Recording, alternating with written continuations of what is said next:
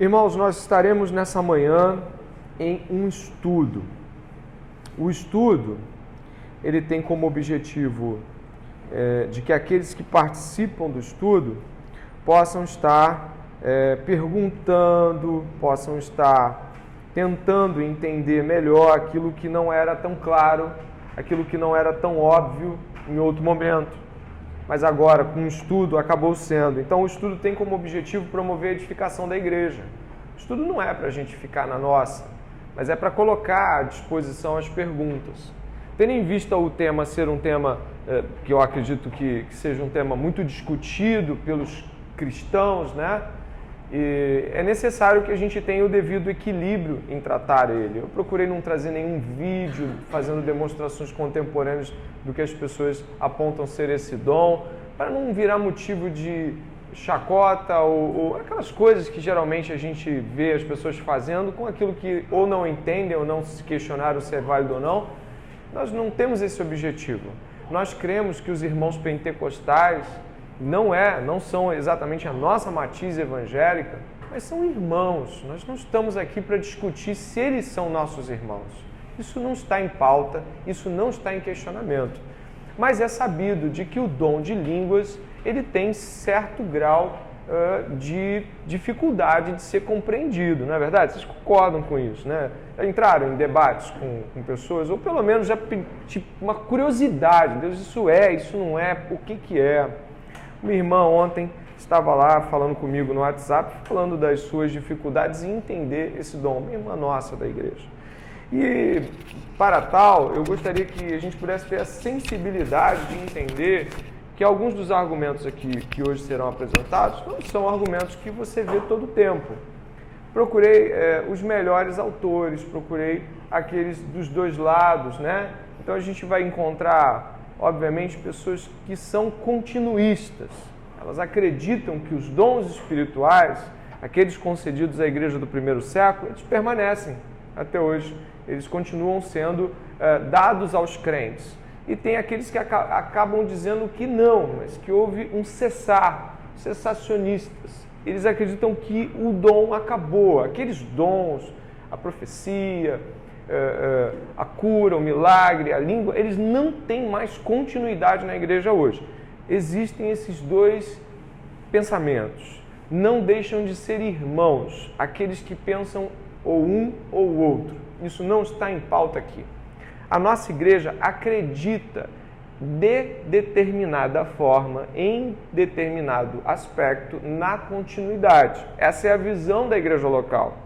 Mas é uma continuidade que, obviamente, tem seus detalhes, tem suas particularidades. Nós não acreditamos que todas as coisas continuam como antes. E para isso, estudar o dom de línguas nessa igreja, mas por que você já está falando? Muito bom, é a pessoa que vai ouvir esse áudio, ou então você mesmo que está aí, não ficar tentando entender o que vai ser dito. Não, queremos que os dons continuem. A questão é de que modo? A questão é para quê?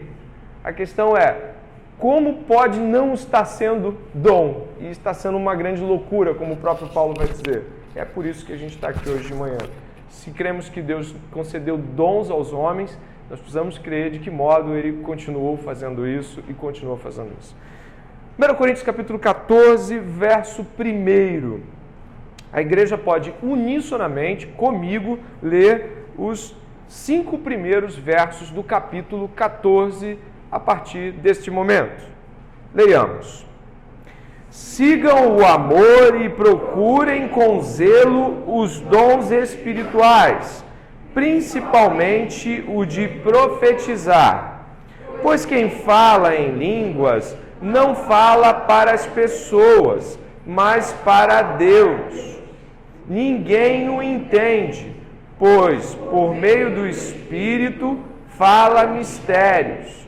Mas o que profetiza fala para as pessoas, edificando, exortando e consolando.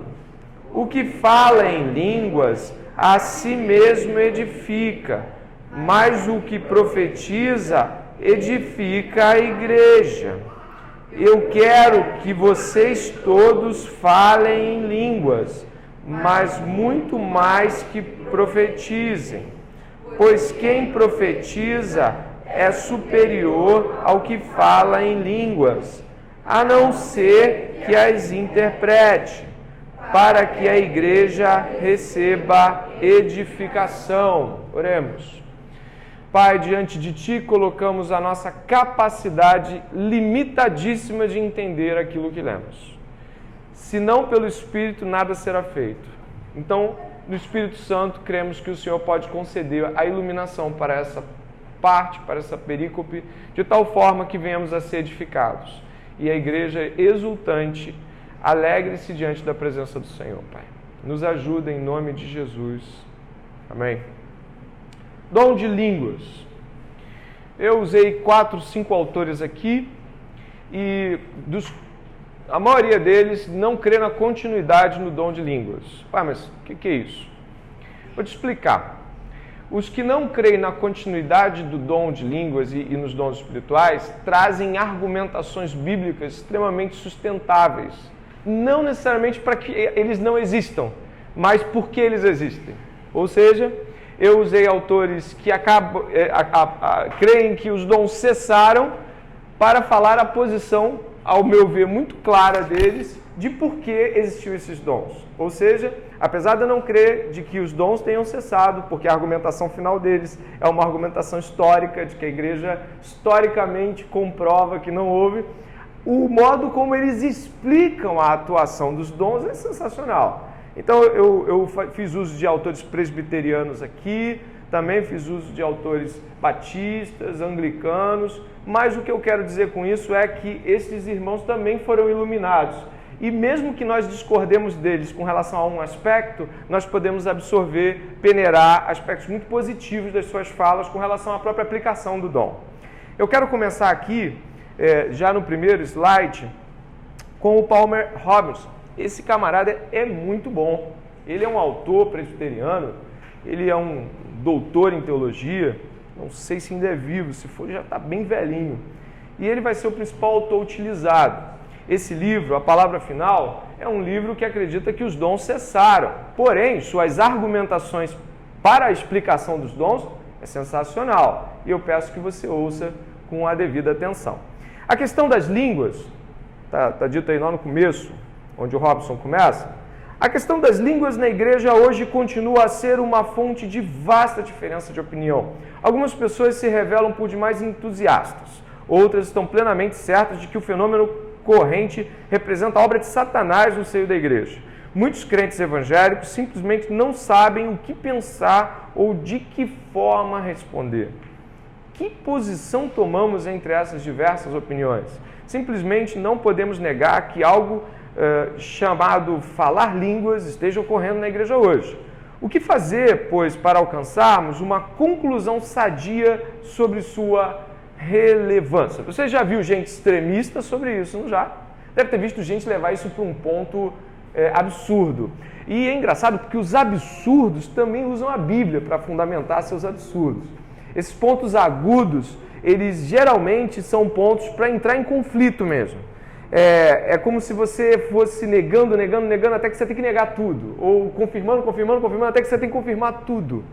E esse tipo de argumentação, em geral, ela está às vezes muito mais preocupada em justificar a si mesmo em uma posição denominacional do que, isso aqui eu não tenho como explicar, mesmo crendo que a minha denominação abarca essa ideia. Logo, isso não vai ser motivo de divisão para a gente. Ninguém aqui vai ser discriminado por crer diferente. Eu sigo ainda com a fala dele, dizendo assim: indubitavelmente através do estudo da Escritura. Desculpa, faltou aí a continuidade. Não há dúvida de que é importante ser sensível às experiências religiosas de muitas pessoas.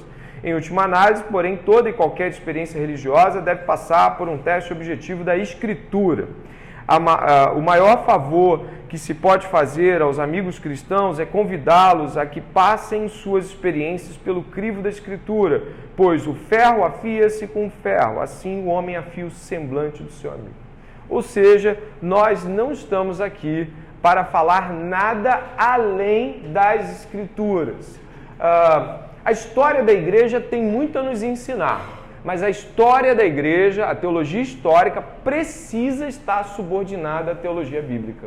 Ou seja, quando a gente faz uma afirmação na história, ela precisa passar pelo crivo bíblico, você está entendendo? Não adianta eu afirmar historicamente algo que a própria Bíblia não traz nenhuma comprovação.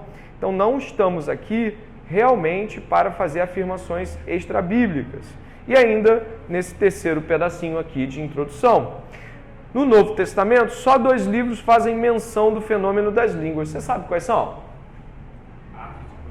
Atos e Coríntios. A primeira carta de Coríntios e a carta de Atos. E o final longo de Marcos. Sim, os últimos versículos de Marcos fazem tal afirmação e a gente já vai recorrer a essa afirmação também. Então, se temos 2 livros que fundamentam essa doutrina, a gente tem que ter muito cuidado ao falar dela, para que os exageros não aconteçam. E aí eu sigo. No Novo Testamento, só 2 livros fazem menção do fenômeno de línguas, excluindo a conclusão mais longa de Marcos. No Velho Testamento, porém, 3 diferentes autores antecipam o fenômeno neotestamentário das línguas. Isaías, Jeremias e profeticamente Joel, ainda que Deuteronômio, Moisés faça menções sobre isso e nós vamos ver o que vamos entender. Considerados juntos, 4 diferentes aspectos das línguas emergem dessas escrituras do Velho e do Novo Pacto, os quais indicam a mesma conclusão. As línguas que agora se manifestam na igreja são algo distinto das línguas antecipadas na profecia do Velho Testamento e concretizadas na experiência do Novo Testamento. O que eu quero dizer? Temos de ter muito cuidado, porque o que vamos chegar a concluir e a inferir seja claramente bíblico, espero que seja, de que existe uma discrepância muito grande no que a Bíblia diz que língua é e o que majoritariamente acontece nas igrejas. Então, hoje sim, existe um movimento linguístico que vai ser verificado por nós aqui e que é um movimento bem diferente do que a Bíblia fala no Novo Testamento e nos apontamentos proféticos. Amém? Eu quero expressar 4 elementos para isso. Dê uma olhada, por favor, no próximo slide e eu gostaria que você pudesse observar esses 4 pontos, lê-los em voz alta aqui agora. Você pode fazer isso? Vamos lá. Primeiro ponto. As línguas do Novo Testamento eram revelacionais. Segundo. As línguas do Novo Testamento eram idiomas estrangeiros. As línguas do Novo Testamento eram para uso público. As línguas do Novo Testamento eram um sinal indicando uma mudança radical na direção da história redentiva. Ok. Esses pontos vão ser os nossos objetivos de estudo. Esses 4 pontos fazem afirmações concretas sobre as línguas do Novo Testamento. Amém? Aqui tem um cenário que você já deve ter imaginado ele, né? Eu já imaginei ele de todas as formas, desde os desenhos infantis das minhas crianças até as tentativas rocambólicas de filmes e séries, mas eu já vi também, por exemplo, aquela série de Jesus, a Bíblia da Netflix, tem uma coisa um pouco mais moderada, um sopro, né? Mas não tem as línguas repartidas como de fora, aquele sinal visual não aparece. Então eu peço que você possa imaginar com moderação também, tá bom? Cuidado com a sua imaginação. Deus lhe deu, mas não abuse da sua imaginação. Primeiro ponto, esse aí muito importante. As línguas no Novo Testamento eram revelacionais. Mas o que a gente está pensando nisso? Olha o verso 2 do capítulo 14. Verso 2 do capítulo 14. O que termina aí? Qual é a última palavra? Oi? Mistério. Gente, uma palavra dessa minimamente merece respeito, né? Um trecho bíblico que termina com mistério já mexe com a sua imaginação. Então a gente vai estudar o sentido dessa palavra mistério dentro do Novo Testamento, principalmente. 1 Coríntios 14, 2, Paulo diz: porque o que fala em língua não fala aos homens, mas a Deus, pois ninguém o entende, porque em espírito fala mistério. Ou seja, ele fala algo que essa palavra mysterium, em grego, vai nos trazer. Esse termo mistério no Novo Testamento contém um significado muito específico, o qual inerentemente inclui a ideia de comunicação da revelação divina. Como já foi observado, um mistério no Novo Testamento é uma verdade sobre o método divino de efetuar a redenção que outrora esteve oculta, mas agora foi revelado. Eu vou passar os slides e você vai vendo os usos que essa palavra mistério tem no Novo Testamento, tá bom? Em Mateus 13:11, Jesus diz: porque a vós é dado conhecer o quê? Os mistérios, a mesma palavra, os mistérios do reino dos céus. O que são esses mistérios? É a perspectiva revelacional redentiva. Deus está redimindo o mundo e revelando esse grande mistério em quem? Na pessoa do seu Filho. Romanos 11:25, Paulo diz assim: porque não quero, irmãos, que ignoreis esse mistério. O mistério acerca de Israel não ser mais uma matéria de ignorância, pois a verdade do mistério se revelou. Nós temos aqui Paulo afirmando sobre esse mistério que era Israel, qual era o significado de Israel. Israel apontava para quê? Apontava para a igreja, apontava para a revelação do Messias. Romanos 16:25-26. A pregação de Paulo era conforme a revelação do mistério guardado em silêncio desde os tempos eternos, mas agora manifesto. Quem era esse mistério? Quem era esse mistério? Era o Evangelho de Jesus, completamente evidenciado, completamente verificado.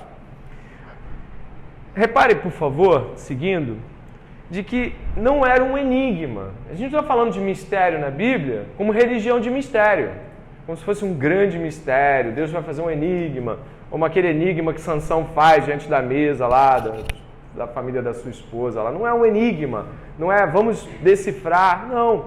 Quando Paulo aplica esse conceito de mistério, ele está trazendo o mistério do Evangelho, aquilo que não era claro para as pessoas como agora é. Ao iniciar a carta de Coríntios, Paulo explica: anunciando-vos o testemunho, a palavra ali é mistério, de Deus. É a mesma palavra. Não era um enigma o que ele proclamava, ele declarava publicamente algo que precisava ser entendido. Paulo continua na mesma direção, observando que os ministros cristãos falam a sabedoria de Deus em mistério, qual estiver oculto, mas agora pode ser publicamente proclamado. Por isso é que os homens devem respeitar os ministros cristãos como dispenseiro, olha aí de novo a palavra, do quê? Dos mistérios de Deus, 1 Coríntios 4:7. Quando nós estamos analisando uma palavra, nós precisamos ver a repetição que essa palavra tem e o significado dela na maior amplitude de seus textos. A gente não pode pegar uma palavra e simplesmente traduzi-la e falar, Paulo está falando aqui, quem fala mistérios, fala coisas que ninguém consegue decifrar. Não é isso. Mistério não tem esse peso no cristianismo. 1 Coríntios 13:2 fala assim: Paulo propõe o caso hipotético de que poderíamos vir a conhecer todos os mistérios. Se você puder ir aí mesmo na sua Bíblia, 13:2, dá uma olhada aí, ó. Achou? No capítulo 13, verso 2. Ainda que eu tenha o dom de profetizar e o quê? Conheça todos os mistérios e toda a ciência, ainda que eu tenha tamanha fé ao ponto de transportar os montes, se não tiver amor, nada serei. Irmãos, ele está usando aqui, Paulo está usando uma argumentação onde ele coloca coisas bem agudas, bem distantes para fazer comparações. Assim, não tem como conhecer toda a ciência, a gnose, não tem como conhecer todos os mistérios. Paulo está dizendo, ainda que isso fosse possível. Então, Paulo não está usando aqui mistério em sentido de enigma, de algo indecifrável, mas de algo que deve ser revelado para que seja mostrado a nós. Ao longo da sua carta aos Coríntios, um mistério surge como um elemento da verdade redentiva de Deus, que agora se fez conhecido. Às vezes você vai falar assim, poxa, mas Paulo também usa essa palavra em outras cartas. Usa sim. Em Efésios capítulo 1, verso 9, diz assim, fazendo-nos conhecer o quê? Mistério de sua vontade. Foi pela revelação que foi manifestado o mistério a Paulo. Efésios 3. Ele deseja que os efésios percebam a minha compreensão do mistério de Cristo. Por que tantas argumentações? Porque eu gostaria que você soubesse que essa palavra não tem como objetivo algo que vai ser dito para ser um enigma. A palavra mistério, no vocabulário de Paulo, não possui o objetivo que nós temos quando falamos. Gente, isso é um grande mistério. Não. Paulo está dizendo que o mistério para ele é o evangelho revelado de Jesus Cristo. A obra redentiva tornar-se clara. Então, esse texto de 1 Coríntios 14 não está se tratando de algo que só essa pessoa vai saber se ela falar em línguas. É algo inimaginável, é algo que é concedido especialmente para aquela pessoa e mais para ninguém, e ele precisa guardar. Não é isso. Não tem esse peso, não tem essa conotação. Aí Colossenses ali, volta um pouquinho, 1:2 vai falar o quê? Paulo se esforçava para o pleno conhecimento do mistério de Deus. A argumentação paulina segue-se. Tem duas exceções. A gente vai ver a exceção aqui, em Tessalonicenses, 1 Tessalonicenses 2:7 e 1 Timóteo 3:9. Paulo vai falar que existe o mistério da iniquidade. E aí ele vai usar o mistério com um outro tom. É uma exceção paulina. Ele vai usar mistério da iniquidade para tentar dizer que ele não tem como explicar consistentemente de que modo o mal surge. Como é que tudo sendo bom, você tem o mal insurgindo. Paulo está chamando isso de mistério. Ele não tem como discutir esse argumento. E aí ele usa um emprego de mistério que exclui as colocações anteriores. Mas em 1 Timóteo 3:9, Paulo explica que os diáconos devem guardar o quê? O mistério da fé, ou seja, aquilo que foi revelado a eles, aquilo que foi dado a eles numa consciência pura. Olha o que Paulo vai dizer ali em 1 Timóteo também, capítulo 3. Deus, passa um pouquinho, Camila, olha o mistério. Deus se manifestou em carne, foi justificado em espírito, visto dos anjos, pregado entre os gentios, crido no mundo e recebido na glória. Essa é a explicação de Paulo para mistério.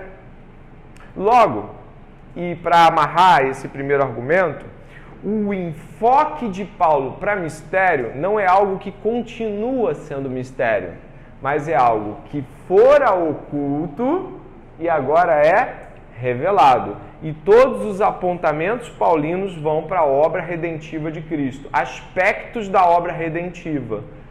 Entende? Ok até aí? Tudo bem?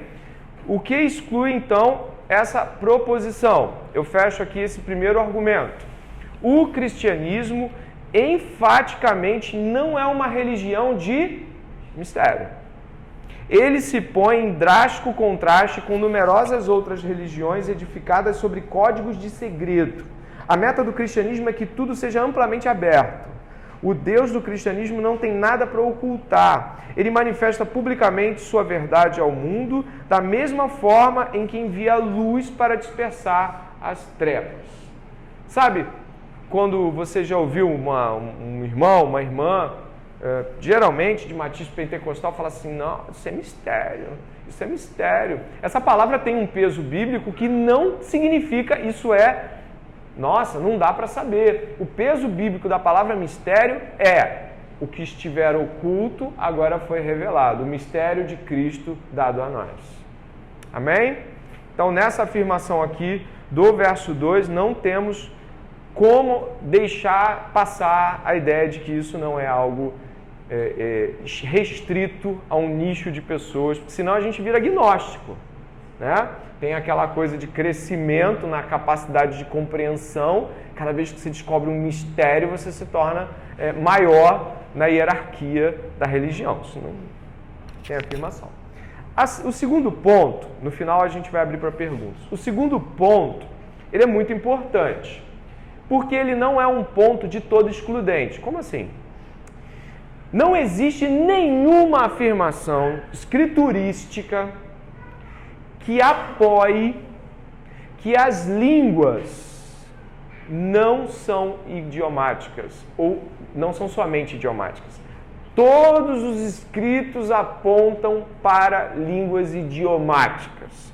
E a única ressalva é a comparação paulina de 1 Coríntios 13, onde ele faz uso de uma argumentação elástica. Ainda que eu falasse a língua dos homens e ainda que eu falasse a língua dos anjos. Nas outras proposições, tanto de Atos, quanto de Marcos, quanto de Coríntios, não existe nenhuma proposição que não seja idiomática. Onde a gente estabelece esse argumento primeiro? Primeiro na afirmação bíblica que a gente vai seguidamente agora explorar. Mas, primeiro, não existe também, segundo, não existe também nenhuma contraafirmação. Não existe nada que impeça que, obviamente, uma pessoa fale um idioma não conhecido aos homens. Só que não existe peso para sustentar isso. Esse é o problema. Se alguém diz assim, poxa, meu irmão, não existe texto bíblico que me impeça de estar usando o dom de línguas em uma língua não conhecida dos homens. Os homens não pronunciaram, não criaram. Tudo bem até aí? Tá. Mas entende o peso, como é desproporcional? O peso idiomático, ou seja, língua existente, língua que gente criou e língua que nunca foi dita por homens, é um peso desproporcional. É uma afirmação que acaba sendo difícil para o cara sustentar. Do mesmo modo que eu posso dizer assim, cara, eu não tenho como dizer que Deus não falaria, eu não usaria uma pessoa para falar em línguas desconhecidas à raça humana, eu também posso dizer com as escrituras, assim, não tem nada aqui que aconteceu de língua estranha, por assim dizer, que seja não idiomática. Esse é um ponto que eu quero defender agora.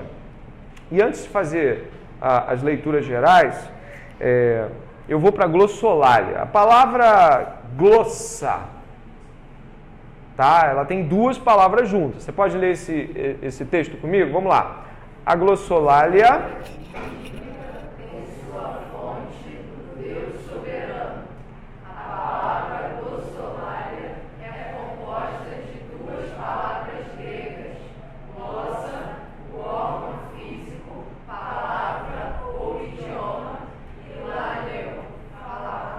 Por que tem fundamentação no Deus soberano? Porque não estamos falando aqui de falar em línguas como eu acho que falar em línguas é.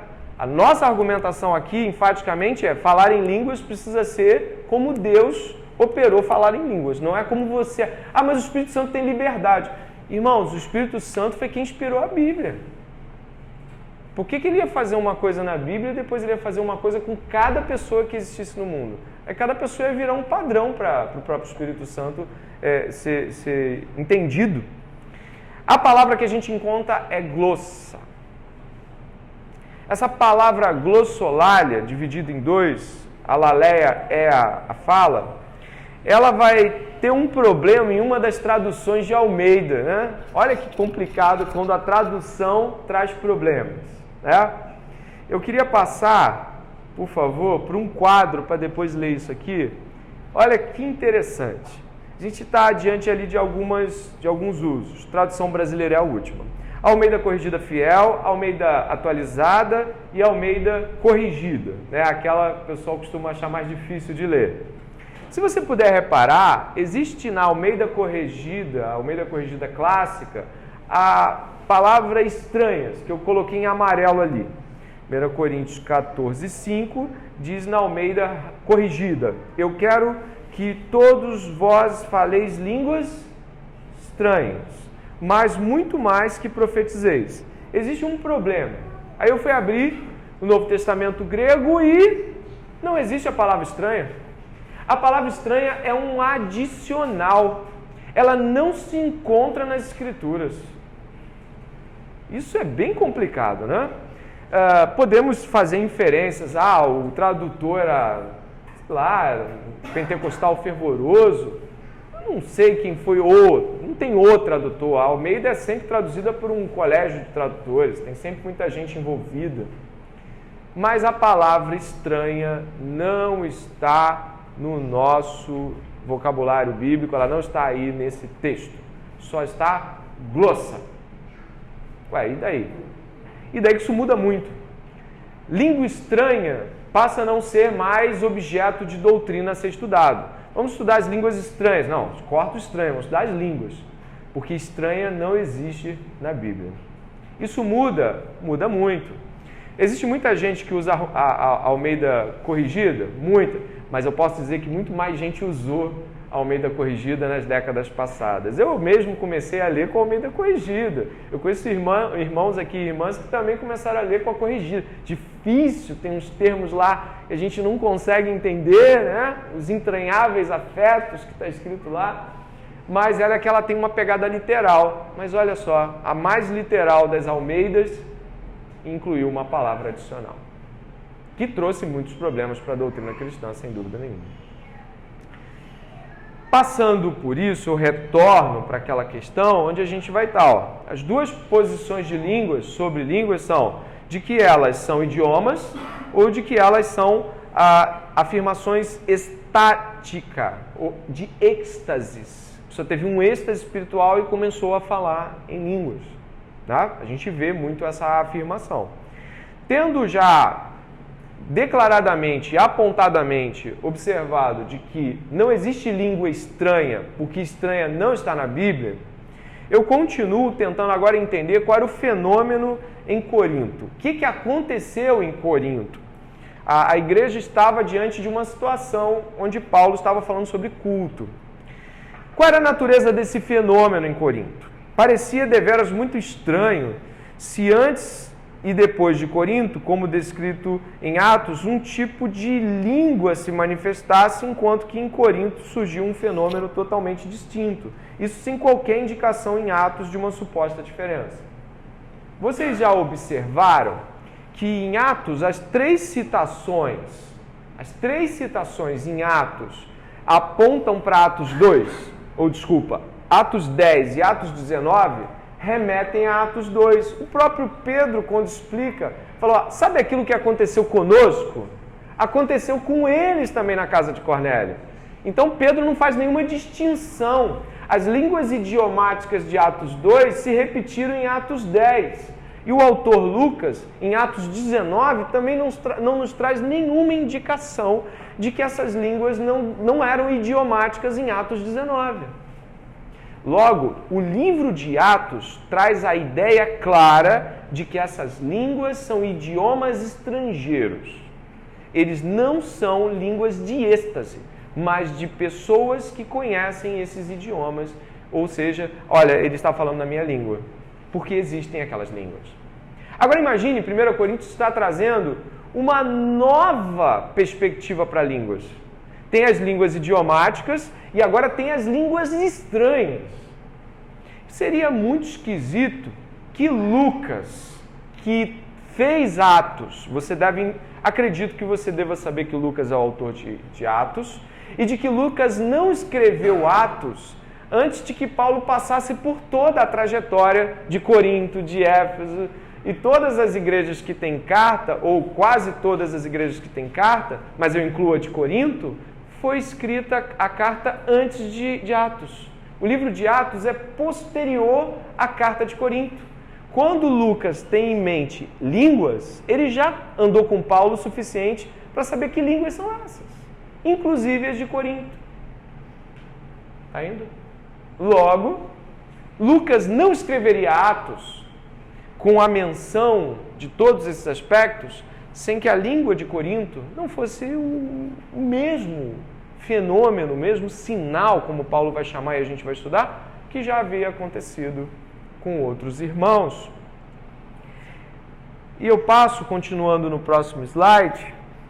Além do mais, 1 Coríntios 14 emprega uma citação do Velho Testamento que claramente fala de idiomas estrangeiros para explicar o fenômeno em Corinto. Eu gostaria que você pudesse ir aí no mesmo capítulo e pudesse perceber que lá no verso 20, Paulo está explicando ainda o fenômeno de língua.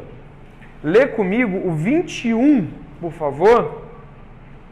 14, 21, achou? Olha o que diz. Na lei está escrito, lê comigo. Lei a este povo por meio de homens de outras línguas e por meio de lábios de outros povos, e nem assim me ouvirão, diz o Senhor. Que interessante, Isaías 28, citado aqui, está afirmando não línguas de êxtase, línguas de um êxtase espiritual, a pessoa entrou em transe. Não, Isaías 28, o profeta Isaías está dizendo que a dureza do povo vai ser tanta que vai ter um momento em que Deus vai romper só para Israel, e povos de outros idiomas louvarão o Senhor. E isso será um sinal para Israel de punição, de juízo. Olha, vocês rejeitaram a tal ponto que outros que nem me buscavam agora vão estar falando. Essas línguas aqui, meus irmãos, não são línguas estáticas ou de êxtase, de transe, são línguas de idiomas.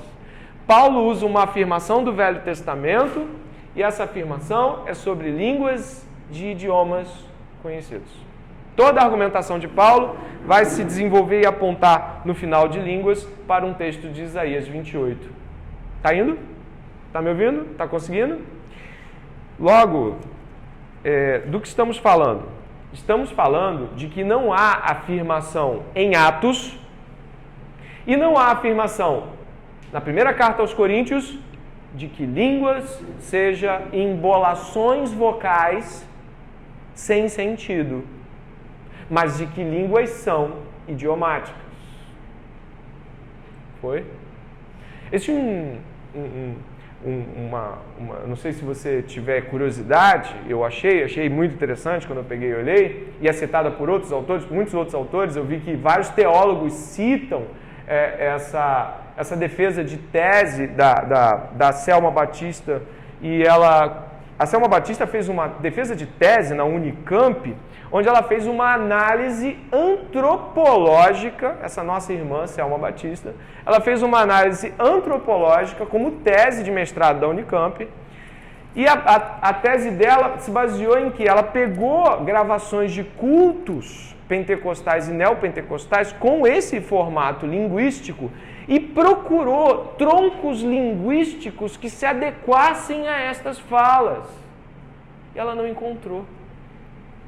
Ela não encontrou nessas falas de cultos uma estrutura que minimamente apontasse para algum tronco linguístico existente ou que já foi, ou que já aconteceu. Onde a gente tem esse problema? Ou do que a gente está falando então? Nós estamos falando de uma realidade onde, tanto do ponto de vista bíblico, quanto até mesmo numa comprovação, olhando para as línguas que já existem, de que nós não estamos falando talvez do mesmo fenômeno. Não estamos falando da mesma coisa. Mas pastor, pode ser que Deus realmente use línguas que não existem. Pode ser, irmãos. Eu só não estou encontrando a força que eu gostaria de encontrar na Escritura. Está indo? A igreja está conseguindo entender o avanço, a progressão dos argumentos? Então você procura, depois esse slide vai ficar para você, você anota, baixa lá o material dela, o nome do trabalho dela é O Sentido da Desordem, a Simbologia do Som e a Constituição do Discurso Pentecostal. Obviamente ela não é pentecostal, mas é um estudo que você pode talvez ter a chance de acessar. Eu vou para o terceiro ponto, e a gente começa a ir um pouquinho mais rápido, até pela própria necessidade da gente não se delongar. As línguas no Novo Testamento eram para uso público. Olha que coisa séria isso. A língua não é um dom? Sim ou não? E os dons são para quê? Edificar a igreja, né? Ué, quem fala em língua em casa?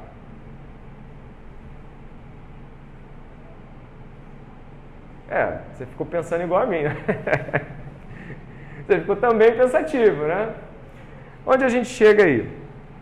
O verso 4 ao verso 7, lá na carta de Paulo, do 14, 4 a 7, dá uma olhada lá. Que fala em línguas a si mesmo edifica, mas o que profetiza edifica a igreja. Eu quero que vocês todos falem em línguas, mas muito mais que profetizem. Pois quem profetiza é superior ao que fala em línguas, a não ser que as interprete para que a igreja receba o quê? Se o dom o dom é para o outro, qual é o sentido de eu estar em casa orando em línguas? Falando sozinho em línguas, se o dom foi dado para a edificação do corpo. Mas aí você diz, pô, mas tem um trecho aqui que está dizendo que ele edifica a si mesmo. Mas eu te exorto a pensar, ele está incentivando? Observe o contexto. Leia o contexto com calma. Ele está incentivando essa prática? Ele está falando assim, faça isso em casa. Todos os dons, diz esse trecho aí que a gente está, visavam o benefício da Igreja de Cristo. Um dom no Novo Testamento era concedido a um indivíduo para que ele proporcionasse uma bênção ao povo de Deus. Por meio de um dom do Espírito, uma só pessoa é capacitada a ministrar a outras. Rudimentar a todo o conceito de dons está o fato de que eles não são para construção privativa, eles sim são dados visando a edificação do corpo de Cristo, como foi lido. E aí eu sigo. É com esse discernimento em mente que Paulo procede a desenvolver a imagem da igreja como corpo. A cada parte do corpo é dado um ministério pelo qual possa auxiliar o resto do corpo. O olho impede o corpo de tropeçar, a boca fornece nutrição ao corpo, o ouvido ouve para o resto do corpo. Todos os diversos dons capacitam os membros do corpo de Cristo a ministrar uns aos outros. Não é tão difícil. Paulo usa a mesma argumentação em sua carta. Eu só fiz uma maneira diferente de dizer o que Paulo escreveu. Com este quadro amplo da natureza pública dos dons espirituais em mente, considere mais detidamente 1 Coríntios 18, 19, 14, 18, 19. Vamos até lá. Dou graças a Deus porque falo em línguas mais do que todos vocês. Contudo, na igreja prefiro falar 5 palavras com o meu entendimento para instruir os outros do que falar 10.000 palavras em línguas. Mas isso é sério de uma maneira absurda. Algumas igrejas categorizam que se você não fala em línguas, você não é plenamente espiritual. E você sabe que isso é fato, isso existe. Logo, esse tipo de argumentação entra em completo desacordo com as Escrituras, que Paulo está... Na verdade, Paulo está até minimizando a língua. Está falando assim, olha, não é isso que vocês estão pensando. Não é nesse ponto, não é nesse nível. Igrejas que fazem isso, certamente estão admitindo facções no corpo da igreja, porque você vai ter irmãos que vão começar a se ver menos, porque não tem o dom. E aí você tem aquela coisa, ó, enrola a língua, fala glória várias vezes e você vai conseguir falar em línguas. Já vi esse incentivo. Augusto Nicodemos vai trazer um certo equilíbrio aqui, tá? Em termos do que estamos falando. Por quê? Ele não está negando que Paulo diz que há um certo benefício. Há certo benefício na língua, ainda que ela não seja traduzida. Tá? A palavra hermeneia é uma palavra clássica para tradução. A hermeneia, tradução, traduzir texto, não é uma palavra, a tradução aqui não traz um sentido espiritualizante. Hermeneia, palavra de contexto comum da Bíblia, de intérprete de língua.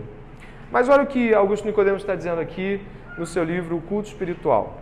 Paulo está admitindo que existe algum benefício espiritual para o que fala em línguas, mas que não é a edificação que ele desejava para a igreja, apesar de usar a mesma palavra. Seria uma espécie de compensação quando não houvesse intérprete na igreja, como um consolo ao que falou, mas não foi entendido. Tipo, não, você edificou, não é? Você não fez, não é que você não fez nada, não houve intérprete. O que Paulo está buscando aqui é que a pessoa não se sinta patética diante, talvez, da ausência de interpretação. Ele está tentando criar um equilíbrio nas afirmações para que, por acaso, se naquela igreja já tinha muita facção. Se ele fala assim, você que está falando em língua sozinho, mas para que você está fazendo isso? Você não está edificando ninguém. Mais uma divisão. Já tinha os de Paulo, os de Pedro, os de Cefa, os das línguas, os que chegam antes da ceia e comem tudo. A igreja é completamente dividida. Paulo está aqui o tempo todo tentando juntar a igreja e, nesse caso, me parece ser uma argumentação plausível. Paulo admite que o espírito de quem ora, canta e bendiz a Deus em línguas, mesmo sem compreender o que diz, a mente permanece infrutífera, recebe algum tipo de benefício. Paulo não diz que benefício é esse. Ele mesmo recomenda que no caso de não haver intérprete, o que fale em línguas, fale consigo mesmo e com Deus, como uma espécie de consolo diante da ordem para calar-se. Isso, entretanto, não significa que o apóstolo encoraje a prática das línguas em privado. Algumas pessoas encorajam, por exemplo, John Piper encoraja esse tipo de prática, Don Carson também encoraja, D.A. Carson também encoraja esse tipo de prática de falar em línguas privadamente, mas não nos parece que haja um encorajamento para que isso aconteça. O benefício que a mesma traz, na opinião do apóstolo, é inferior à edificação recebida na comunidade, pelo ministério dos outros irmãos, pelos dons espirituais. A compensação para o que fala em línguas é somente no caso de não haver intérprete na igreja. É bastante diferente alguém querer falar em línguas em privado, já sabendo de antemão que não haverá interpretação. Como entender, então, as experiências relatadas por cristãos sinceros de que experimentam falar em línguas? Pessoalmente, creio que Deus possa fazer exceções, mas o que ele nos ensina no Novo Testamento é que as línguas, juntamente com os demais dons do Novo Testamento, foram dados para a edificação da igreja e deveriam ser exercidos durante os cultos. Você está entendendo isso? Não é algo que você possa fazer em benefício de si mesmo.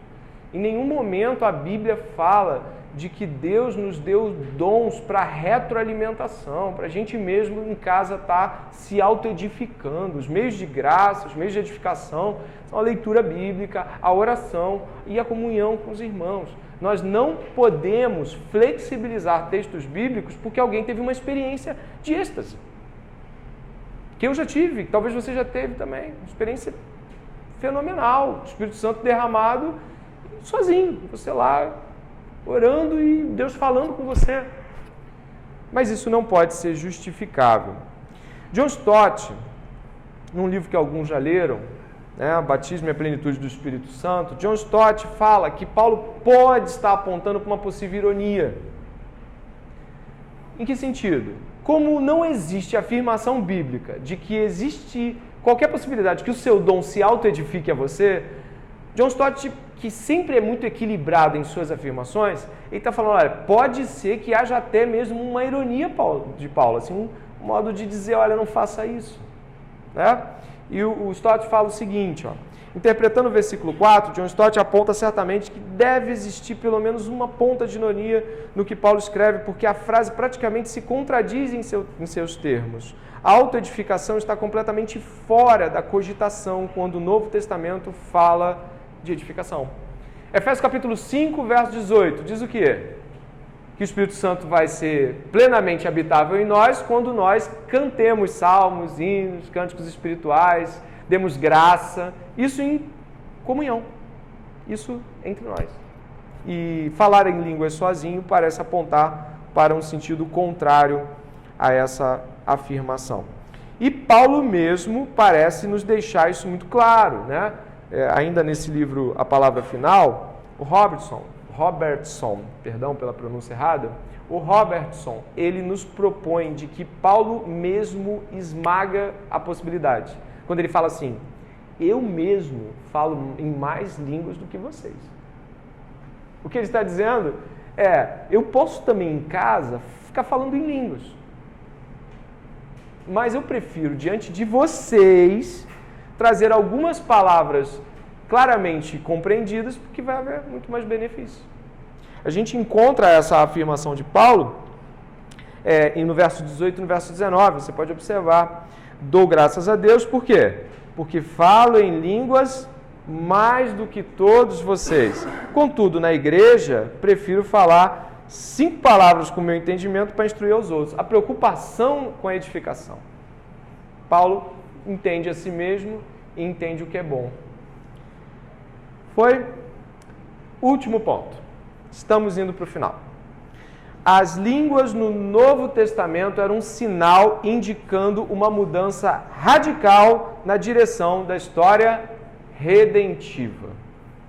Não podemos negar de que Deus concedeu aos homens do Velho Testamento capacidades, dons fantásticos, Nós percebemos isso quando estudamos o primeiro estudo, onde percebemos que para fazer a arca, homens foram abençoados por Deus com todo tipo de capacidade de artífices, de ourives. Nós também percebemos que Davi compunha com maestria, Deus havia lhe concedido um dom de compositor que permanece nos nossos cultos até hoje, os cânticos de Davi. Daniel recebeu o dom da interpretação de sonhos. Daniel tinha uma capacidade interpretativa de sonhos. Né? Se você ler Daniel capítulo 1, vai falar assim: e Deus deu todo o conhecimento aos amigos de Daniel, Azarias, Ananias e Misael. E Daniel recebeu, mas a Daniel, Deus faz uma curva aí, mas a Daniel, Deus deu o dom de interpretação, a capacidade de interpretações. José também tinha isso. E aí? No Novo Testamento, nós temos algo completamente notável e distinto. Deus deu aos homens daquele tempo, e aí a gente não crê que é apenas daquele tempo, mas Deus deu aos homens no Novo Testamento a capacidade de falar em línguas que eles não conheciam. Isso é novo, isso é um sinal novo. Paulo vai usar a argumentação, a fala sobre sinais, mas antes de citá-la, eu gostaria de que você pudesse ler aqui comigo. As línguas serviam como sinal da parte de Deus, concernente ao cumprimento das profecias particulares acerca de uma dramática mudança na direção do procedimento de Deus para operar no mundo.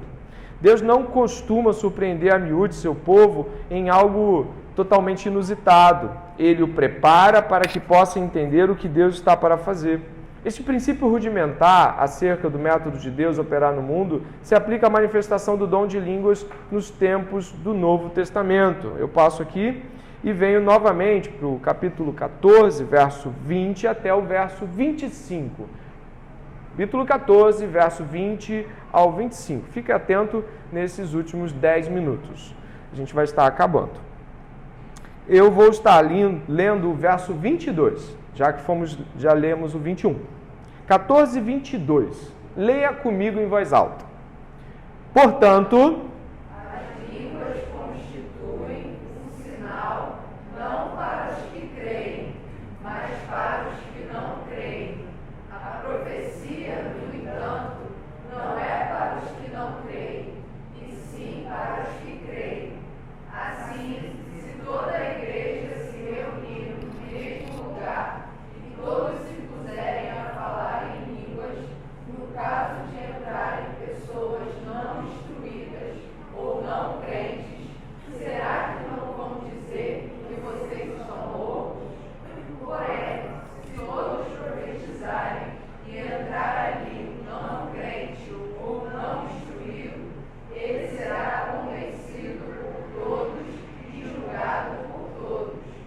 Os segredos que ele tem no coração se tornarão manifestos, e assim, prostrando-se com o rosto em terra, adorará a Deus, testemunhando que Deus está de fato no meio de vocês. eu gostaria de fazê-los lembrar da situação de Atos capítulo 2. Diziam os passantes acerca daquela cena. O quê? Esses caras estão bêbados. Não é isso? Quando você entra numa igreja, está todo mundo falando em língua. Né? Como é que tu fica? Qual é a sensação que você tem? Não entendendo nada. Meus colegas de trabalho, quando falam sobre esse tipo de manifestação espiritual, eles zombam. E eles falam, crente é tudo maluco. Já teve gente que falou assim, cara, eu queria ir na tua igreja, mas ela não é daquelas que o pessoal fica falando coisa que ninguém entende não, né? Olha aqui. E ele usa aqui, Paulo não usa uma palavra sem significado, ele usa a palavra sinal, de que as línguas são um sinal. Para quem? Para quem? Para os que não creem. Para aqueles que não estão na fé. a língua aponta como um sinal. E se nós estivermos aqui observando que as línguas são idiomáticas, elas são um sinal para quê? Elas são um sinal de que a obra redentiva de Deus extrapola as cercanias de Israel e que agora ela vai para todas as etnias, para todas as pessoas. Venha comigo, por favor, até o Evangelho de Marcos, ainda que marcando aí a sua Bíblia com Coríntios. Marcos, em seu Evangelho,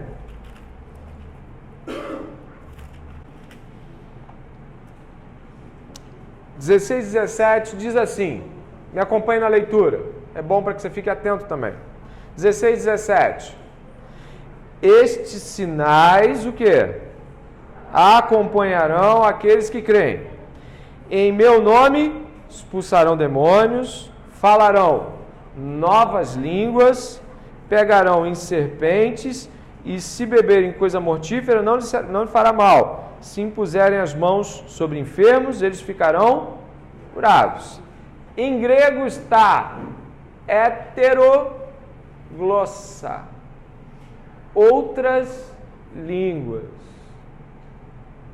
Ué, outras línguas? Qual o sentido dessa afirmação? Não são as suas línguas. Não é a língua de um judeu, não é aramaico, não é hebraico. Ele vai estar falando outra língua.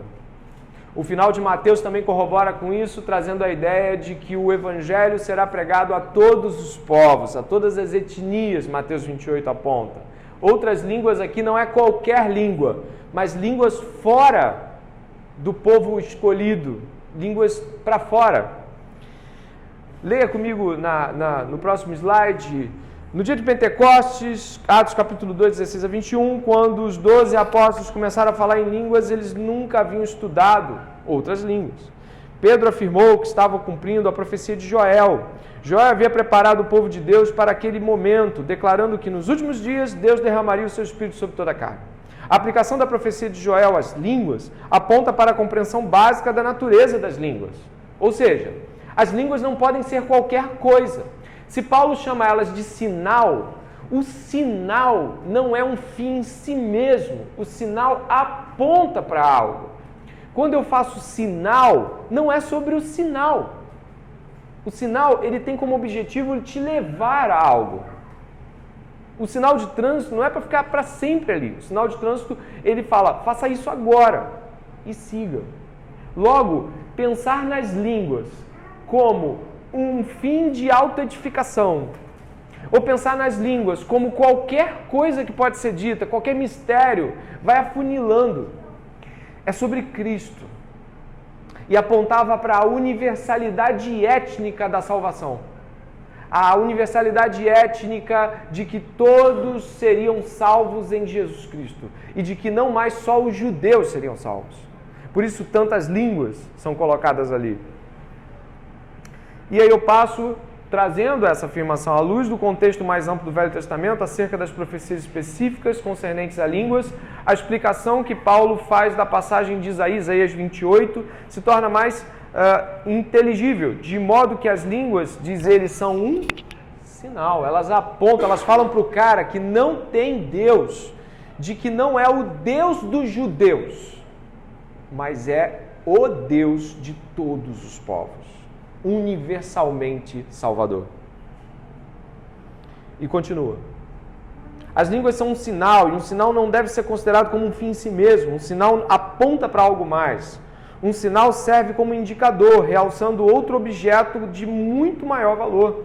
Um sinal pode indicar uma mudança de direção na estrada adiante. Pode indicar uma curva na estrada que forçará alguém a dirigir-se para uma outra direção. Neste caso, as línguas funcionam como um sinal na história da redenção, indicando que Deus está fazendo uma mudança. Não estamos diante de eu estou falando em línguas. Sim, está falando em línguas idiomáticas, porque alguém que achava que Jesus não era para o povo dele, agora está recebendo a mensagem de que Deus salva o seu povo em todos os povos. eu aponto para o fim, ressaltando mais 2 slides, eu passo um pouquinho, né? Você pode levar eles depois. Por essa razão, as línguas seriam vistas como um dramático sinal, no mesmo ponto específico na história redentiva. Elas marcaram a transição para um evangelho verdadeiramente mundial. Por essa razão, as línguas exerceram um relevante papel na história da redenção. Antes de terminarmos, atente para isso. O efeito das línguas de forma equivocada. Você ouviu eu falar sobre isso, mas eu repito. Tá? Paulo agora descreve o resultado que as línguas produzem quando não são usadas conforme o padrão estabelecido nos versos 27 e 28. Volta para Coríntios, estamos terminando agora. Verso 23. Você viu aí, 14 e 23? Lê comigo, por favor. 14 e 23. Lê em voz alta, voz firme. Assim,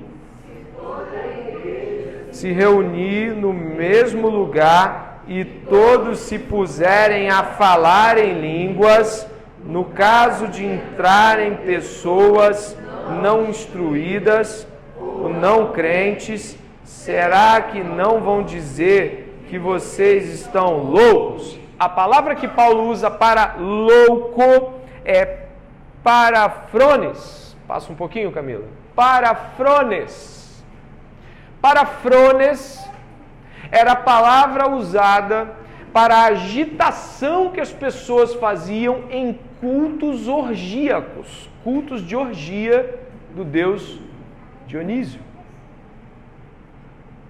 Ou seja, Paulo está apontando para uma realidade que eles conhecem muito bem. Eles são helenistas, eles são pessoas que conhecem os deuses romanos gregos. Eles conhecem. Essa palavra é uma palavra que naquele tempo tinha um peso terrível. Você está falando assim, pô, a pessoa que vai entrar no culto de vocês e vai ver todo mundo falando em língua, ela vai pensar que ela está no culto do Dionísio, pô. Ela vai pensar que ela está naquela loucura de vinho que o pessoal bebia. E não foi assim que o pessoal passante de Atos 2 diz? Eles estão bêbados. E olha aqui Paulo usando uma argumentação forte aqui, né? O verbo usado aqui para enlouquecer, parafrones, é empregado na Odisseia de Homero para descrever o estado de frênese ou delírio dos adoradores de Dionísio ou Baco, o deus do vinho, durante os cultos orgiásticos celebrados em sua honra, quando esses adoradores começavam a dar gritos de louvor a Baco em palavras ou frases sem sentido ou nexo. Nos escritos herméticos, a palavra loucos é usada para descrever a impressão que os iniciados, cheios de gnose, deixavam nos estranhos. Rapaz, complicado demais, não é? Conclusões importantes. Não é possível, a partir das Escrituras, afirmar que as línguas são um dom retirado do uso da igreja, pois não existe afirmação clara para isso. Não há afirmação que exclua a possibilidade de línguas estranhas e idiomas conhecidos, mas não é nenhuma afirmação que defenda também isso. As línguas são um sinal que aponta para a universalidade étnica da salvação de Cristo. E 4. Não há nenhuma afirmação bíblica que amarre doutrinariamente e estritamente o falar em línguas e ser batizado com o Espírito Santo como coisas inseparáveis. Aqui tem um trecho do Stott que ele fala: o batismo do Espírito é idêntico ao dom do Espírito, que é uma das bênçãos diferentes da nova aliança e também uma bênção universal para os membros da aliança e uma bênção inicial. Ela é uma parte e um quinhão da nova época. O Senhor Jesus, mediador da nova aliança e fiador de suas bênçãos, concede o perdão de pecados e o dom do Espírito a todos os que fazem parte dessa aliança. O batismo de água, por sua vez, é um símbolo e o selo do batismo com o Espírito, assim como o do perdão de pecados. O batismo de água é o ritual cristão de iniciação, porque o batismo com o Espírito é a experiência cristã de iniciação. Assim, pois, sejam quais forem as experiências posteriores à conversão, batismo com o Espírito não pode ser a expressão correta para elas. Ou seja, dizer que uma pessoa só vai ser crente de verdade quando o Espírito Santo batizá-la. Não negamos que o Senhor derrame sua plenitude que o Senhor derrame mais e mais do seu Espírito. Não negamos nada disso. Só não podemos fazer afirmações elásticas, e isso nos traria malefícios terríveis. Concluo agradecendo a atenção dos irmãos e abrindo para perguntas ou mesmo para comentários positivos, negativos, quaisquer que sejam.